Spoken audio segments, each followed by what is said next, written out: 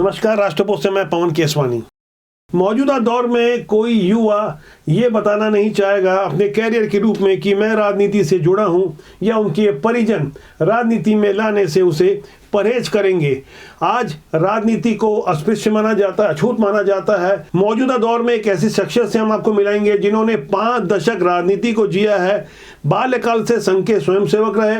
युवा संघ जब जनसंघ बना था तो सन 73 से लेकर लगातार युवा संघ से जुड़ने के बाद भारतीय जनता युवा मोर्चा में सन 1981 से लेकर 87 तक पूर्णकालिक सेवा देने वाले, संगठन खड़ा करने वाले प्रभुनाथ मिश्रा से आज आपको मिलाऊंगा। एक दौर ऐसा आया था जब वो प्रदेश की राजनीति के पर्याय माने जाने वाले विद्याचरण शुक्ला के बेहद करीबी हो चुके थे। युवा मोर्चा के प्रदेश महामंत्री रहे। ऐसे दौर में जब प्रमोद महाजन महाराष्ट्र के युवा मोर्चा के प्रदेश महामंत्री थे, आप इससे स्तर का अंदाजा लगा सकते हैं। प्रभुनाथ मिश्रा जी से मिलाऊंगा और मौजूदा समय में जिस तरह की खासकर छत्तीसगढ़ में राजनीति चल रही है, चुनाव परिणाम आने वाले हैं लेकिन एग्जिट पोल सब कुछ उजागर कर चुका है। ऐसे समय में प्रभुनाथ मिश्रा जी से मेरी बातचीत हो रही है। आप समझने की कोशिश करेंगे कि सरकार जिसकी बन रही है उसे लेकर और ये चुनाव जो हुआ उसमें कौन सी भूमिका काम कर गई, इस बारे में हम खुलकर चर्चा करेंगे। प्रभुनाथ जी, आपका स्वागत है। बहुत बहुत धन्यवाद आपके चैनल को, आपको भी। प्रभुनाथ जी, मैं जानना चाहूँगा कि आपने 5 दशक राजनीति को जिया है, कई दौर देखे आपने। मौजूदा समय में जब छत्तीसगढ़ में विधानसभा के चुनाव के परिणाम लगभग आ चुके हैं, क्योंकि एग्जिट पोल आ चुके हैं और एग्जिट पोल लगभग परिणामों की तरफ जाते हैं। सरकार किसकी बन रही है लगभग ये तो स्पष्ट हो चुका है, लेकिन आपका इस बारे में क्या कहना है कि जो 3 तारीख को परिणाम आएंगे, क्या वही एग्जिट पोल के जो परिणाम है वही रहने वाले हैं? मेरा मानना है कि आजकल बहुत वैज्ञानिक तरीके से जो चैनल्स हैं वो वोटरों की राय लेने लग गए हैं, लेकिन वो बहुत सटीक होंगे ऐसा नहीं कहा जा सकता, क्योंकि मतदाता भी बहुत चालाक हुआ है। खासकर महिलाओं की जो भागीदारी बढ़ी है, चुनाव में ज़्यादातर महिलाएं भाग लेने लग गई हैं। उनकी मंशा क्या है इसको समझ पाना बड़ा मुश्किल होता है। और मोदी जी के प्रति बड़ा झुकाव लोगों में, महिलाओं में देखने को मिला, जैसा मैं कई जगह आम सभाओं में गया। तो हमें लगता है कि भारतीय जनता पार्टी को ही सफलता मिलेगी। मैं अपने दर्शकों को बताना चाहूँगा कि प्रभुनाथ जी श्रमिक संघों से जुड़े रहे, श्रमिक आंदोलन जुड़े रहे, ट्रेड यूनियन की इन्होंने राजनीति की है, छात्र राजनीति की है, ये जमीन से जुड़े रहे हैं। कांग्रेस के भी राजनीति को अच्छे समझते हैं और भारतीय जनता पार्टी में तो पूरा जीवन इन्होंने दे दिया। आपने कई नेताओं को देखा। आप मुझे बताएंगे कि छत्तीसगढ़ की राजनीति में जिस तरह के प्रयोग किए गए, अभी जिस तरह के घोषणा पत्र आए वो सबको मालूम है, एग्जिट पोल से परिणाम भी सामने आ गए। मतदान के 2 दिन 3 दिन पहले जिस तरह का माहौल निर्मित किया गया और एक आम चर्चा हुई कि यहाँ पे जिस तरह से काले धन का इस्तेमाल हुआ, खास करके महादेव सट्टा ऐप का आपको जैसे जानकारी होगी, इस बारे में आपका क्या कहना है कि पहले और अब की राजनीति में कितना फर्क आ चुका है इसे लेकर के? ये पहले की राजनीति व्यवस्था में बदलाव के मुख्य उद्देश्य को लेकर होती थी। आज राजनीति मैं कैसे संपन्न बन जाऊं, सत्ता और शक्ति कैसे मेरे हाथ में केंद्रित हो जाए, उसके लिए होने लग गई है। राजनीति बहुत व्यापक बदलाव आया है। जहाँ तक छत्तीसगढ़ के चुनाव की बात है, यहाँ का प्रदेश नेतृत्व लंबे समय से कमजोर रहा है। खासकर बलीराम कश्यप, कुमार दिलीप सिंहदेव और ताराचंद साहू जी के जाने के बाद जन नेताओं का अभाव भारतीय जनता पार्टी में देखने को मिला। इसकी पूर्ति की है माननीय मोदी जी ने, माननीय अमित शाह जी ने। यानी केंद्र के जो नेता हैं वो राज्य का विकल्प बिल्कुल उन्होंने उसका पूर्ति की है। और हमें लगता है कि अब नया नेतृत्व जो भरेगा भारतीय जनता पार्टी में, भाई राम विचार नेताम जी हैं, चौधरी जी हैं, और सबसे बड़े लोकप्रिय अगर आज के दिन में कहेंगे तो हमारे विजय बघेल जी सांसद हैं जो मुख्यमंत्री के खिलाफ चुनाव लड़े, हमारे अरुण साहू जी हैं। जो नया नेतृत्व जो आएगा ये भारतीय जनता पार्टी को छत्तीसगढ़ में स्थापित करने में, मजबूत करने में बड़ा कारगर साबित होगा, ऐसा मेरा विश्वास है। जीवन के 5 दशक कम नहीं होते जिन्होंने अपना पूरा जीवन राजनीति, ट्रेड यूनियन और छात्र राजनीति को दे दिया। ऐसी शख्सियत से मैं अगर बात करूं और समझने की कोशिश करूं कि कांग्रेस के अंदर जो कुछ चल रहा है, आपको मालूम है यहाँ एक व्यक्ति का चेहरा उभरता है जैसा होता रहा है कांग्रेस में। अभी भी छत्तीसगढ़ में कुछ कमोबेश ऐसे हालात हैं। इसके पहले एक पीढ़ी जो समाप्त हुई थी, 25 मई 2013 को झीरम कांड हुआ था। उसके बाद जो बदलाव हुए, जो परिस्थिति, अभी मौजूदा दौर में कांग्रेस छत्तीसगढ़ में कहाँ खड़ी है, इस बारे में आपका क्या कहना है? देखिए, जो झीरम कांड की चर्चा होती है, मैं इस बात में लंबी बात आपसे करना चाहूँगा। जी। हिंदुस्तान में राजनीतिक हत्याएं जो होती रही हैं, कभी स्पष्ट नहीं हो पाया कि असली जिम्मेदार कौन है। नेताजी सुभाष चंद्र बोस, डॉक्टर श्यामा प्रसाद मुखर्जी, हमारे भारत के अमूल रत्न डॉक्टर होमिदाजी भाभा, राजनीति के कोहिनूर लाल बहादुर शास्त्री, राजनीति आज की भारतीय राष्ट्रवादी राजनीति के आधार स्तंभ पंडित दीनदयाल उपाध्याय, सबकी हत्याएं हुई। डॉक्टर श्यामा प्रसाद मुखर्जी के बारे में खैर आप चर्चा करी दी है।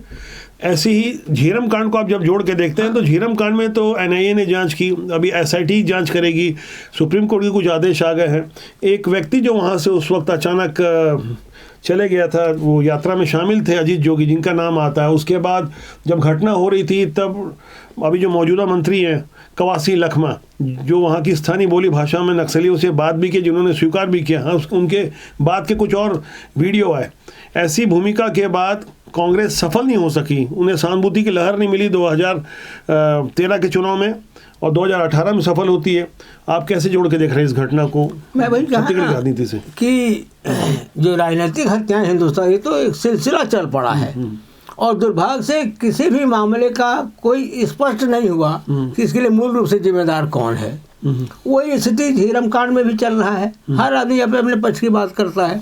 जब शासन प्रशासन में बैठे हुए लोग पक्षकार हो जाएंगे तो निष्पक्ष कोई जांच सामने आ पाए, ये बहुत मुश्किल दिखता है, असंभव सा दिखता है। जो राजनीति का जो एक विकृत रूप सामने आया, जो चेहरा खराब हुआ राजनीति का, वहाँ मैं समझना चाहूँगा कि आज का युवा यदि राजनीति से जुड़ के अपना कोई कैरियर बनाना चाहता है, जैसे कवि सम्मेलन से जुड़ा हुआ या कविता पाठ करने वाला कोई युवा अगर ये बताए कि मैं कविता करता हूँ, उससे पूछा जाता है कि बाकी करते क्या हो, यानी उसे काम के रूप में नहीं लिया जाता। वैसे ही राजनीति का है, राजनीति को कैरियर नहीं माना जाता। राजनीति में शुचिता का पालन होना चाहिए, ये आप भी मानते हैं, जो बिल्कुल नहीं हो रहा है। बिल्कुल नहीं हो रहा है।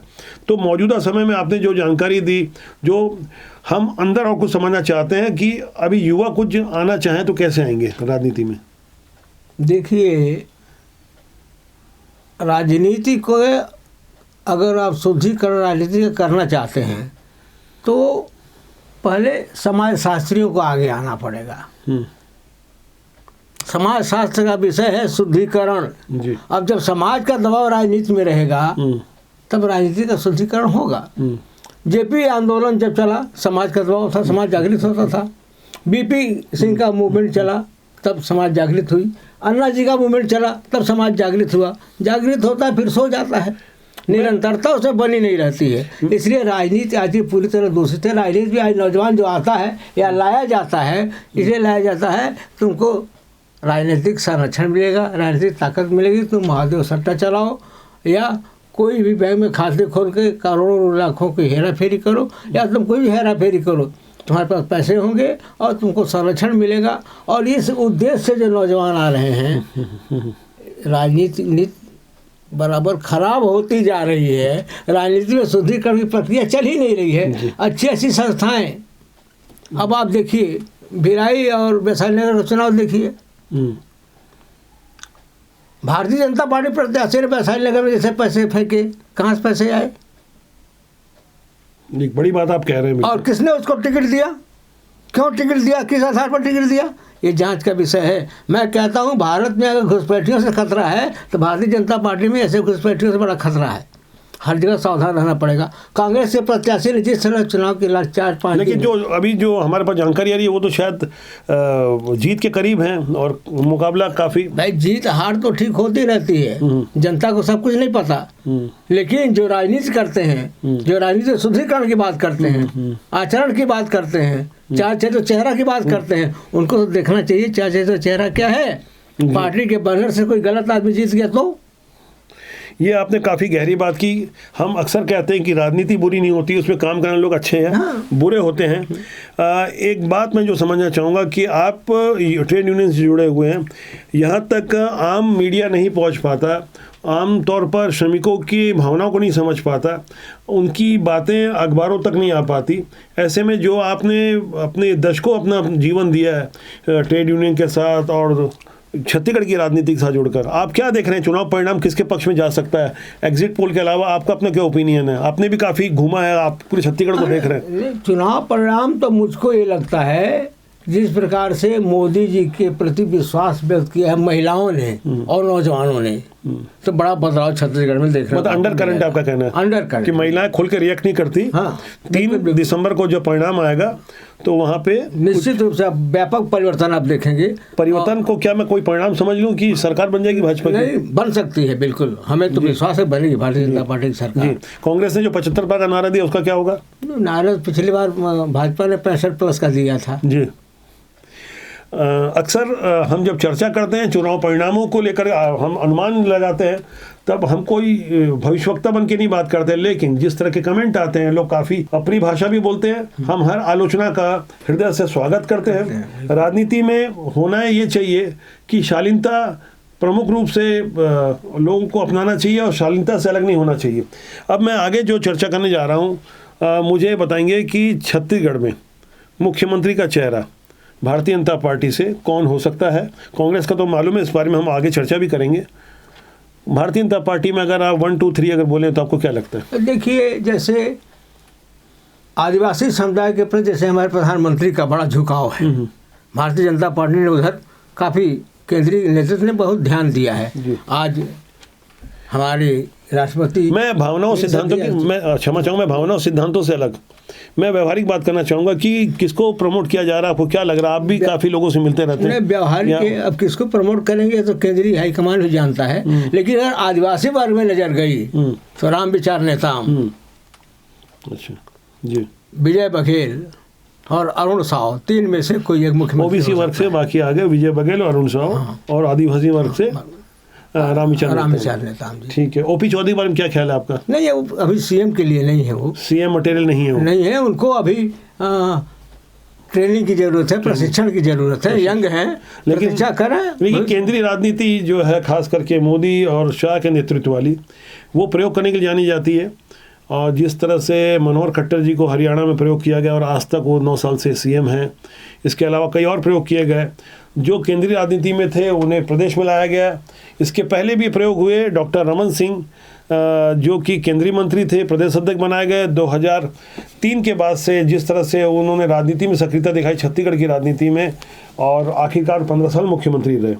ऐसे हालात में मैं जानना चाहूँगा कि अभी टी.एस. सिंहदेव बाबा जो कह चुके हैं साफ तौर पे कि अगर मुझे मुख्यमंत्री नहीं बनाया गया तो मेरा ये अंतिम चुनाव है, खास मतगणना वाली तारीख के साथ साथ उनका बयान आता है। इसे आप कैसे देखते हैं इस बयान को? ठीक है, वो चूँकि उनके साथ एक बात तो सच है, 2.5 साल का सौदा था पिछली बार, लेकिन उनके साथ धोखा हुआ। नहीं, अभी उनके बयान को जो बयान की जो टाइमिंग, उनके साथ धोखा हुआ, धोखा खाया हुआ व्यक्ति पहले अपनी मंशा जाहिर कर दी।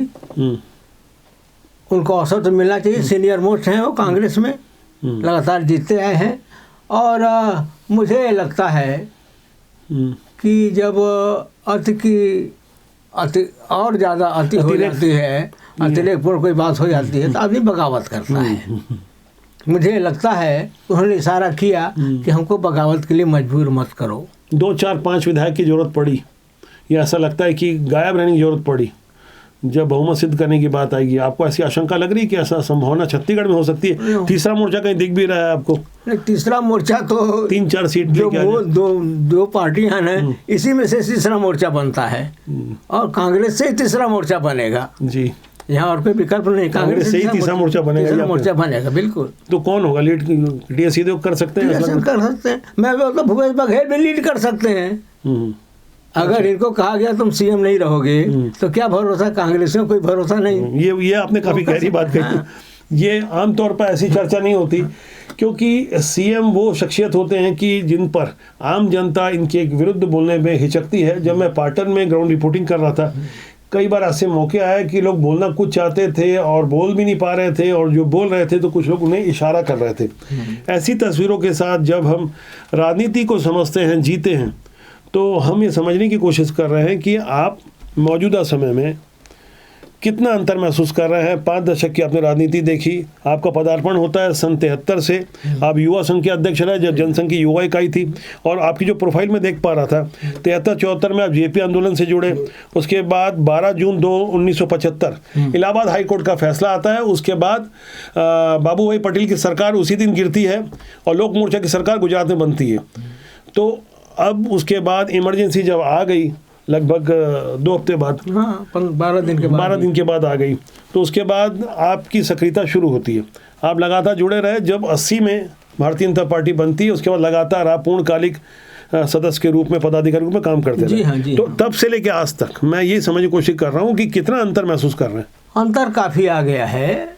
देखिए, तब जो हमारे संगठन मंत्री हुआ करते थे वो गांव-गांव गली-गली घूमते थे, आम कार्यकर्ताओं के साथ बैठते थे। आज जो संगठन मंत्री हैं आम कार्यकर्ताओं से मिल ही नहीं पाता है, उनका भी निरंतर कोई दौरा, जनता से संपर्क नहीं होता है, खास लोगों से मिलते हैं, कहीं जाते हैं। ये बड़ा परिवर्तन आ गया है। मतलब संगठन कोई काम नहीं कर रहे, संगठन मंत्री हैं, नाम है लेकिन संगठन काम नहीं कर रहे हैं। और यही कारण है कि हमारा पन्ना प्रमुख हो चाहे वार्ड प्रमुख हो, ये कागजों में रहता है, जमीन पर नहीं हम उतार पा रहे हैं। जबकि आप गुजरात में देखेंगे तो जमीन पर उतरा हुआ है, यूपी में जमीन पर उतर चुका है, छत्तीसगढ़ हम नहीं उतार पाए। तो सीधे तौर पे आपका कहना है कि जो संगठन मंत्री का जो काम है वो वैसा नहीं है जो उससे पहले हुआ करता था। हम सुनते थे कि चना मुर्रा खाकर, रिक्शा में बैठकर, साइकिल में बैठकर या पदयात्रा करते हुए लोगों से मिलते थे। और तब चूंकि अब साधन भी तो आ गए, ये भी तो कहना चाहिए। नहीं, तब साधन भी था तो आते थे, लेकिन कहीं बैठ करके सबसे मिल तो माननीय ठाकरे जी आम कार्यकर्ता को, हम लोग छोटे कार्यकर्ता हमको नाम से जानते थे। कुशाभाऊ ठाकरे, माननीय प्यारेलाल जी, नानाजी नारायण प्रसाद गुप्ता, पूरे प्रदेश के कार्यकर्ताओं को नाम से जानते थे। हर विधानसभा क्षेत्र के 100 कार्यकर्ताओं को चेहरे से, नाम से जानते थे और उनसे मिलना सुलभ था। अभी हमने देखा है कुछ लोग कम समय में राजनीति से जुड़कर पैसे कमा लेते हैं, जो अपने पिता के पैसे से या घर के पैसे से बाइक नहीं खरीद पाते थे, आज बहुत महंगी कारों में घूमते हैं। अच्छी बात है, तरक्की करना चाहिए, लेकिन जो एक सामान्य जानकारी बता सकता है कि व्यवसाय करके भी कोई इतना पैसा नहीं कमा सकता जैसे राजनीति से जुड़कर तुरंत जो आमूलचूल परिवर्तन आता है, जीवन में बदलाव आता है। इसे आप कैसे देखते हैं? 90 के बाद तो बहुत ज़्यादा हो गया है, राजनीति व्यवसाय बन गई है। चाल चरित्र और चेहरा कोई देखता नहीं। आपके पास पैसा है तो लक्ष्मी लाख दोषों को दूर करती है, पुरखे लोग बोलते थे। यही हो गया है, पैसे वालों के हाथ में राजनीति चली गई है। और जब पैसे वालों के हाथ में राजनीति जाएगी तो राजनीति व्यवसाय बनेगी। जब व्यवसाय बनेगी तो हाँ, शुचिता का अभाव होगा। शुचिता का अभाव है और इसलिए तमाम तिकड़मबाज लोग सामने आ जा रहे हैं। कार्यकर्ता जमीन पर है। जी, तो काफ़ी गहरी बात की आपने कि लक्ष्मी तमाम दोषों को दूर कर देती है। आमतौर पर ऐसा होना नहीं चाहिए, लेकिन यही हकीकत है, यही सच्चाई है। हमें बोलते हुए अच्छा नहीं लग रहा है। राजनीति की शुचिता के लिए हमारी कोशिश होती है कि हम ऐसे लोगों को प्रस्तुत करें जिससे अच्छे लोग राजनीति में आए, जिससे शुद्धिकरण हो, समाज में बदलाव आए, देश का बदलाव आए। क्योंकि नेतृत्व करता ही यदि ईमानदार होगा तो जाहिर तौर पर जनता का भला होगा, हित होगा। राजपूत आपका अपना जनमंच है, हम ऐसे ही नए नए मेहमानों को अपने साथ जोड़ते हैं। प्रभुनाथ जी, आपका बहुत बहुत धन्यवाद। धन्यवाद तो आपके चैनल को, आपको बहुत बहुत धन्यवाद, बहुत बहुत धन्यवाद। वंदे मातरम। मैं आम जनता से चाहूँगा कि आप चैनल को देखें, लाइक करें, शेयर करें और सब्सक्राइब करना न भूलें, जिससे आपका और हमारा साथ ज़्यादा मजबूती से जुड़ा रहे। राजनीति की शुचिता के लिए हमारा प्रयास लगातार जारी रहेगा। नमस्कार।